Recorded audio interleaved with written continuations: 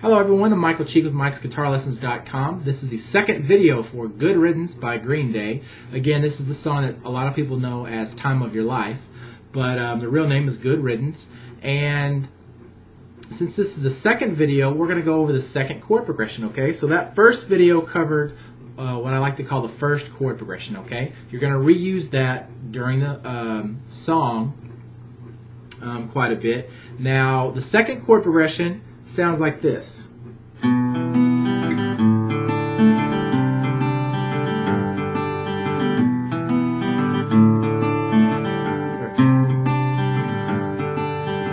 Okay, I made a little mistake there, but that's the second chord progression.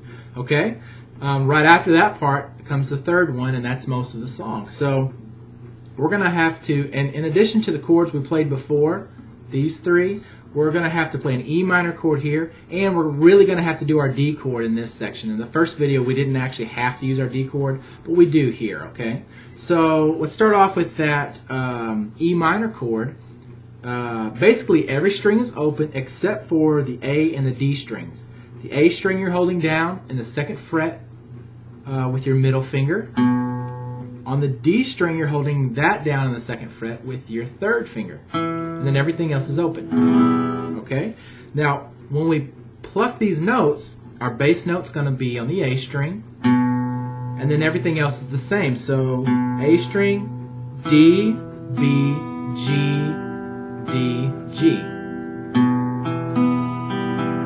Okay? Now, the next chord in the chord progression is the D chord. If you haven't played that before, it's second fret on the skinny E string, third fret on the B string, second fret on the G string, and then open on the D string. Okay, and we're also going to go open on the A string here too. So now on this D chord, I like to, he actually uses the A string as the bass note. So we're going to play the A string here as our first note. And then everything else, actually the picking pattern is exactly like the E minor, so we just do the same thing. A, D, B, G, D, G. Okay, one more time. Alright. Now, the next chord that we run back into is that C fifth that we learned in the first song. I'm sorry, the first video. And our picking pattern on our right hand stays the same. So C fifth here, and then A string, D, B, G, D, G. Okay? And then it's back to a G fifth. And then the picking pattern stays the same there, except remember our bass note's on the thick E string. So E string, D string, B, G, D, G. Okay, so that chord progression goes like this.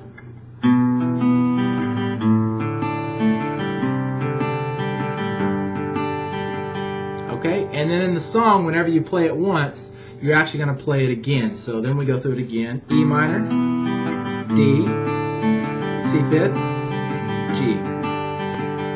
Okay, now that's the second chord progression to the song. I'll make a third video for that last chord progression. I tell you what, I'll take it back. I'm just going to go ahead and finish the song here. It's not that hard, so let's go ahead and go into the third chord progression, okay? So we just learned the second one. Here's the third one. It starts off E minor, and all the picking patterns and everything are the same, so I'll just give you the chords. It goes E minor, G fifth, E minor,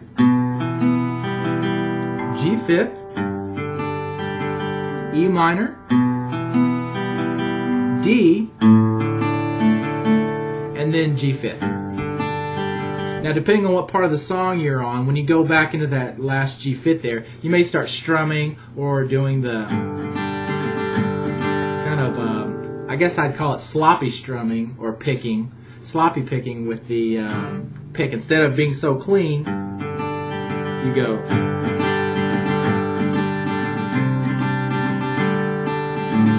Okay, now, the reason I named those chord progressions, 1, 2, and 3, is because the order that you do everything in.